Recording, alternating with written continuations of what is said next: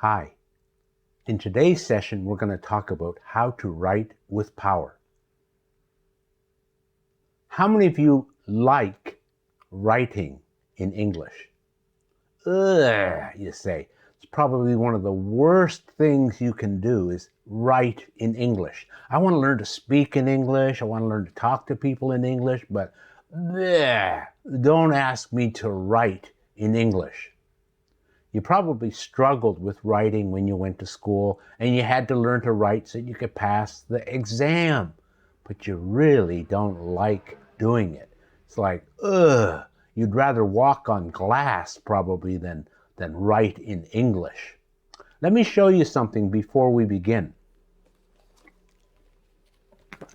This is a magazine called Macau Manager. It's a magazine that I write for here in Macau. Every 3 months, I've been asked to write an article, either on English or on business management. So for this issue, I wrote this article, 3 Tips to Improve Your English Listening.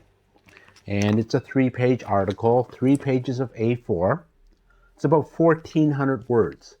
Now, how long would that take you to write? You're probably saying, ooh, it'd probably take me a day or at least half a day to write it and edit it. For me, I'm really lucky. I can write and edit and submit to the editor in 45 minutes. That's right. Less than an hour, I can write a 12 to 1,400 word article, revise it, edit it, and submit it by email to my editor. Now, I'm not telling you this to impress you. I'm telling you this to impress upon you that writing can be easy. Writing can be efficient. Writing can be effective. Now, let me share with you the secret. How did I learn to write so well and so easily? I was lucky. Most people, I think, never have a great teacher to teach them writing. I was one of the lucky ones. When I was growing up in Canada, I went to a very small public school. For junior high school, that's 7, 8, and 9, what you call Form 1, 2, and 3, I went to this little school called Tower Road School. And in Form 2, grade 8, I had this wonderful teacher. Her name was Gertrude Tratt, T-R-A-T-T. She's in the next world now, but if she were here, I would call her one more time to thank her for what she shared with us. She said to us one morning, she said, now class, for the next 2 months, you're not going to have any other teacher. You're only going to have me for 2 months. In the morning, we're going to write. In the afternoon, we're going to edit. We're going to do this for 2 months. And our faces went like, oh, that's all we're going to do? No history, no math, no geography. We're just going to learn how to write and edit? For 2 months, she drilled us. How to write this, how to write that, how to use this word, how to construct sentences, how to write paragraphs. And boy, it was hard work. But it paid off. When we got to grade 10, which is like Form 4, 6 of us from her class were in the same classroom. Teacher gave us an assignment. The next day, we all handed it in. She looked at the class and she said, I want you and you and you and you and you and you stay after school. We sat there in the class wondering what's going on. She looks at us after class with these big eyes and she says, I want to know why the 6 of you can write so much better than the rest of the class. Are your parents writing for you? Are you getting someone to write for you? We all kind of shook our heads and said no. And then she said, do you know each other? We said, yes. And she said, why do you know each other? We said, well, we went to the same school. And she said, what school was that? We said, Tower Road School. And she said, oh, you went to Tower Road School. You had Gertrude Tratt as an English teacher. She spent 2 months drilling you and teaching you how to write. Am I right? We said, yes. She said, that's why you guys can write better than anyone else. Go home. Gertrude Tratt spent those 2 months teaching us how to write efficiently, how to edit effectively, and how not to waste a word in our writing. We loved Miss Tratt after we left the school. during the time when she was teaching us, we were not very grateful. We are now all eternally grateful for the lessons Miss Tratt gave us. To help you with your writing, I'm going to share with you some ideas that I remembered that Miss Tratt shared with us. And I call this How to Write with Power, Power. 5 steps to writing. It's a writing process. Power. First, start with purpose, outline, write, edit, revise. These are the 5 steps, but don't let that scare you.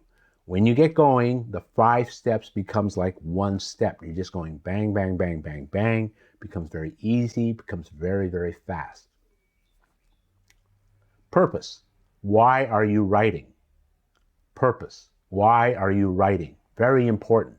When you go to school, the purpose of your writing is to please the teacher and to get a good mark. Sorry, that's the only reason you have in school for writing. When you go out in the real world, you have to write to please your boss, you have to write to communicate to customers, you have to write for many, many different reasons, but it's definitely not to get a good mark and a pass. And you have to write from the reader's viewpoint. You're not writing to one person like the teacher all the time. Sometimes you're writing to your colleagues, sometimes you're writing to a supervisor, sometimes you're writing to a customer or client. Many, many different people. You have to understand their viewpoint. And finally, you have to adjust the content. Sometimes it's formal if you're writing to a client or a customer. Sometimes it's very informal if you're writing to a colleague or just giving simple instructions to someone about how to get to somewhere.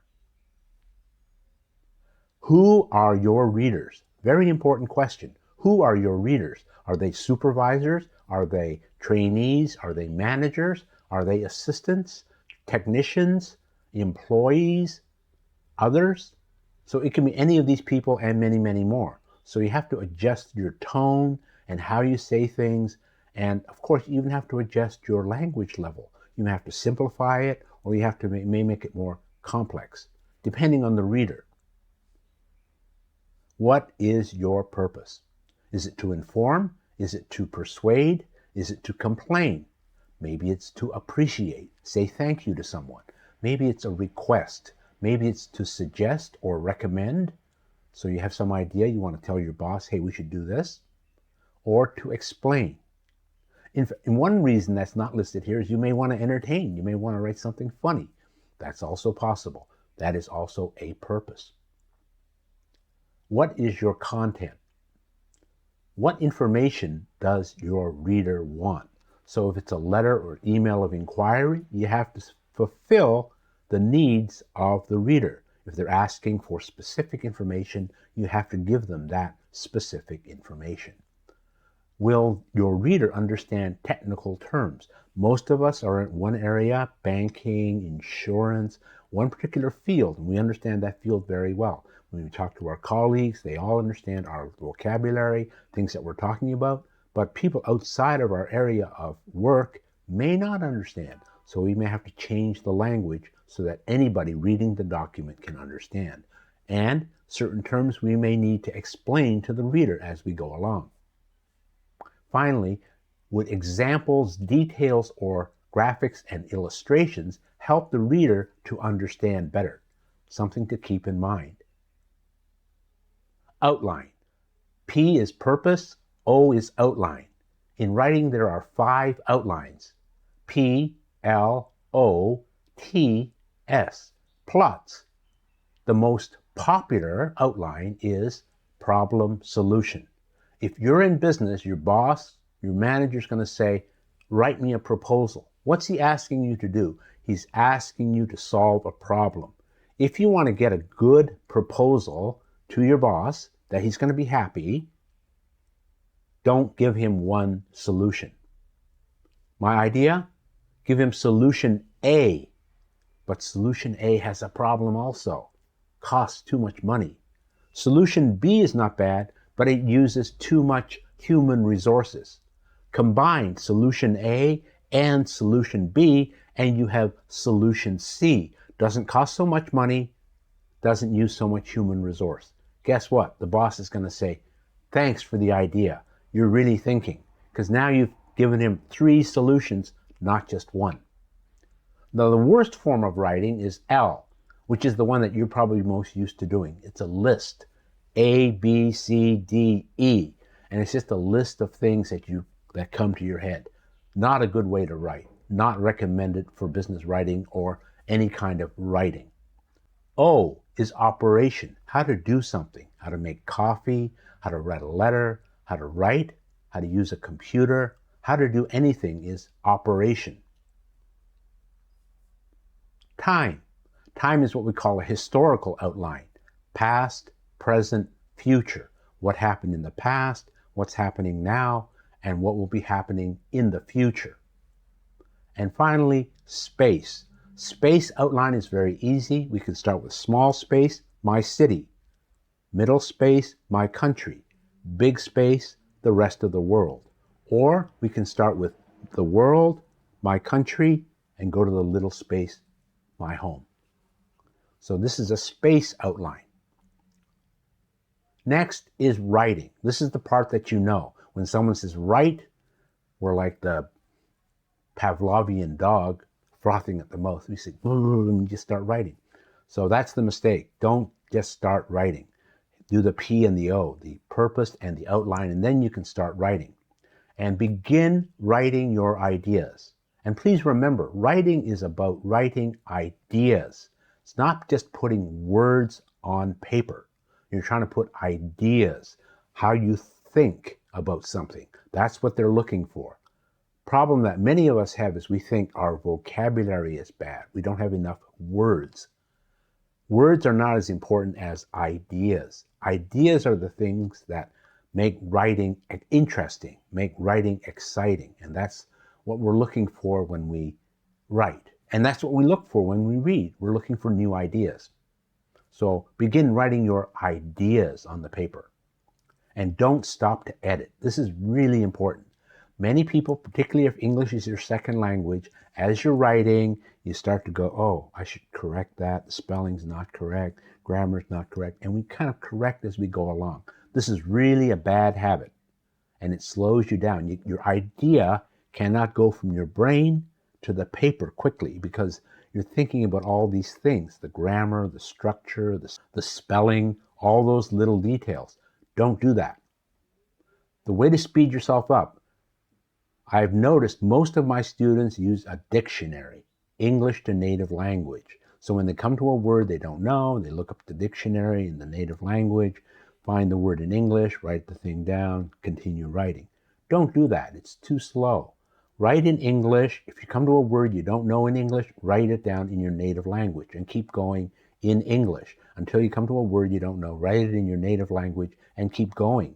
When you finish the writing, come back with the dictionary and go bang, bang, bang, bang, bang, and do all the dictionary looking up in one go. Why do we say that? Because it follows the principle of flow. Get the idea on the paper.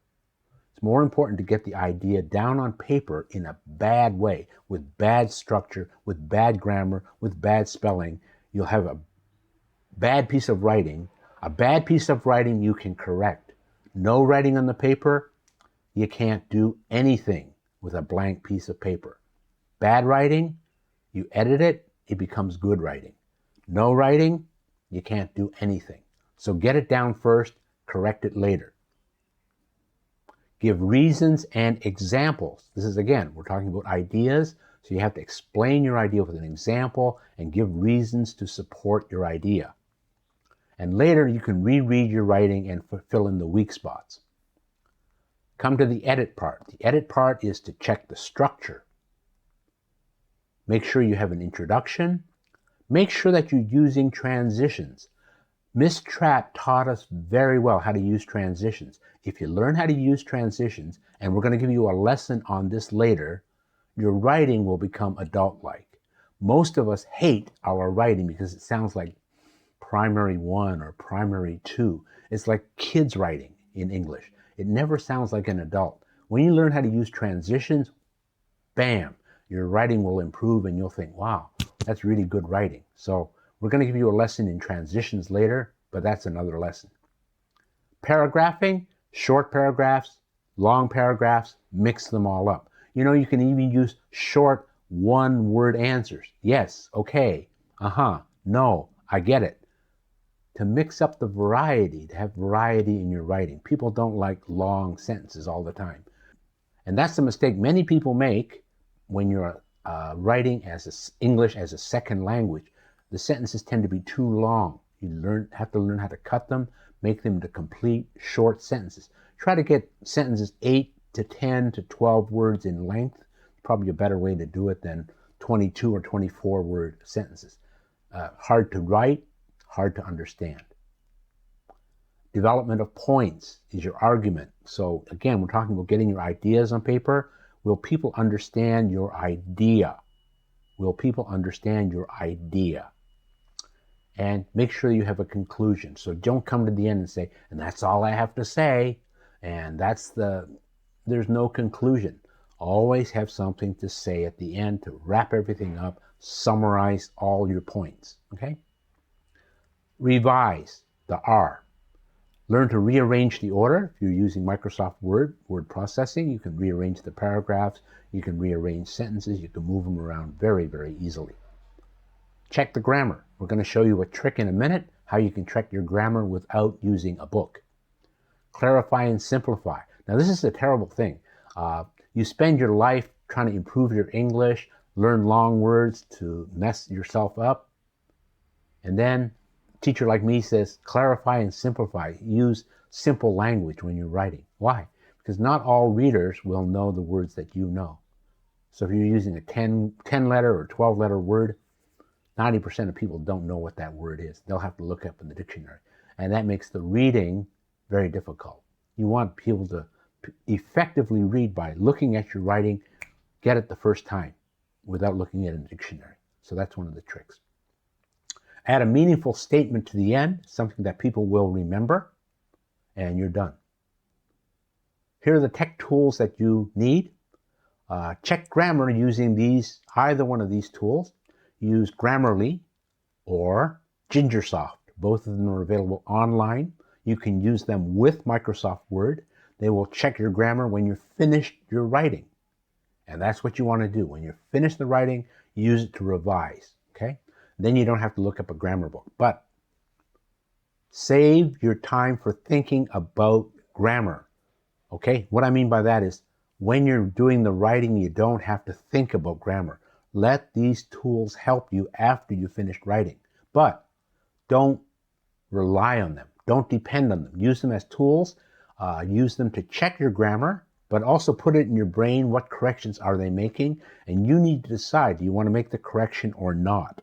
Which is a good thing because then you're involved with learning to improve your grammar in here, not letting the computer do everything for you. That's a bad idea because then you don't improve your writing. So there are your steps: power process, purpose, outline, write, edit, and revise, and you're finished. So thank my grade 8 teacher, Miss Tratt. These are the tips that she gave us, and you can learn to be an efficient, effective writer if you follow this advice.